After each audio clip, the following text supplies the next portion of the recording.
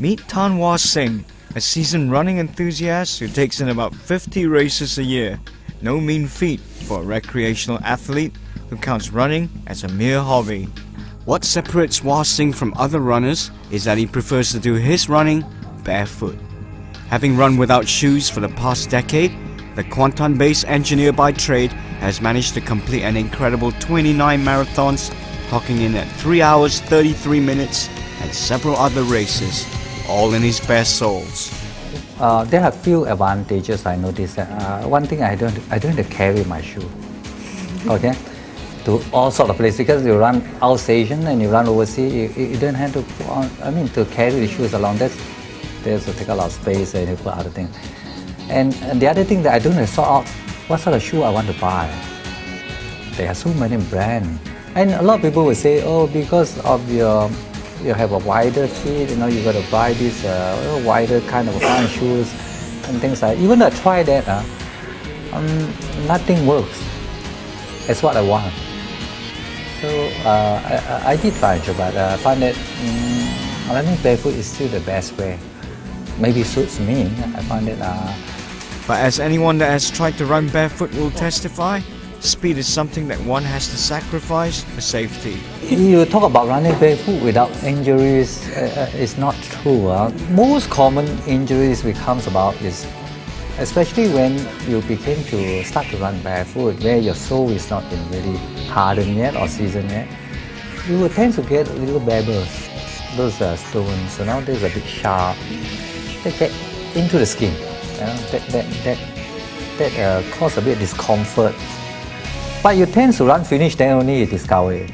So imagine in the first place when they talk about barefoot, there's not negative kind of attitude towards it. So how could a person want to start barefoot if that's the case?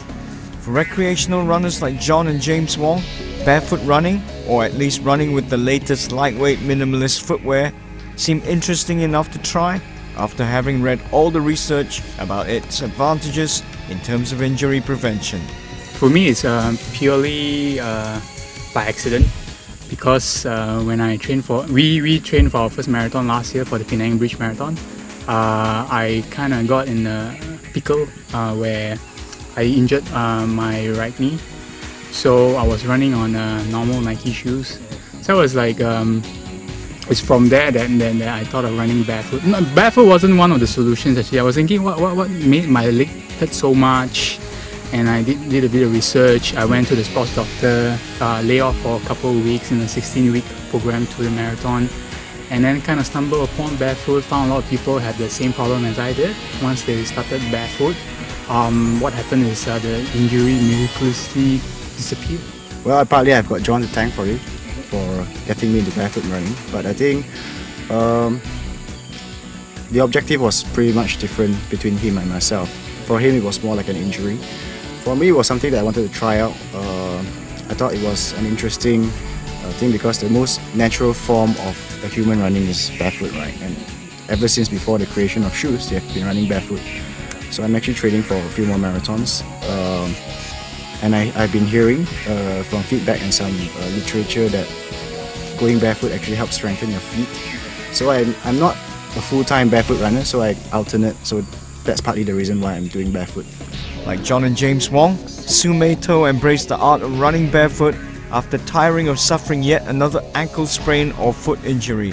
After enduring months of blood and blisters that came with trying to condition her foot to running barefoot, the plucky sports enthusiast, those who swims, cycles and hikes regularly, finally made a breakthrough to barefoot running and has been injury-free ever since. I used to get a lot of ankle sprains when I was using shoes, when I was wearing shoes. And it got so frequent that, within the span of a year, I spent more weeks recovering from an ankle sprain than actually doing any running. And I just started looking around for, options for injury-free running, and came across barefoot running in my research. Read more into it. It was Barefoot Ken Bob's site, and it just made sense. It was very logical. The foot has evolved over a million years, and we were runners. We were, primal runners. We chased after prey, so we were made to run barefoot. And so I tried it, and that's it. And it worked.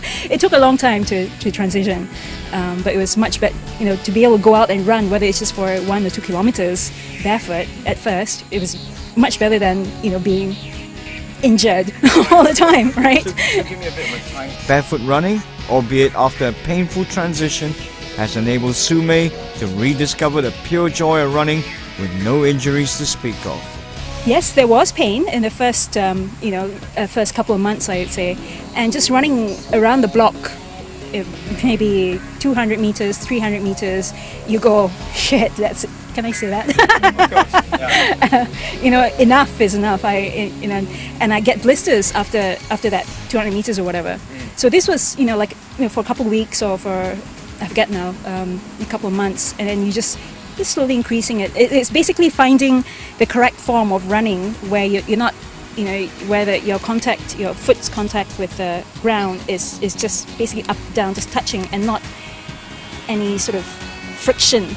You know, once you do get to learn enough about how your body moves and be able to move efficiently, it's just amazing. And I just ran for the pure joy of running. It's like, you know, especially after rain, it's amazing.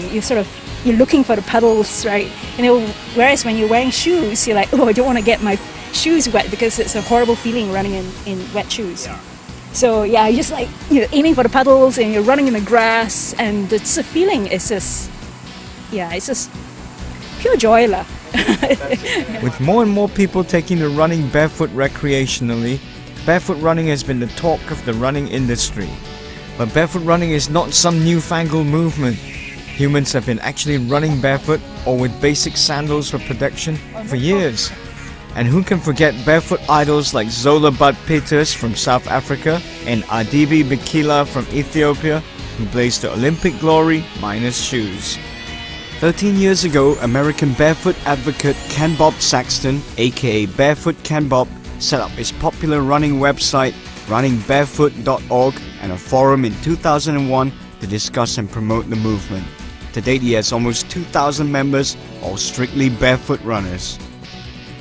These days, more runners are opting to wear minimalist footwear like the Vibram 5 Fingers, which is basically as close as a runner can get to being barefoot, with all the improvements to foot strength, balance, agility, and range of motion that goes with it, but without some of the risks.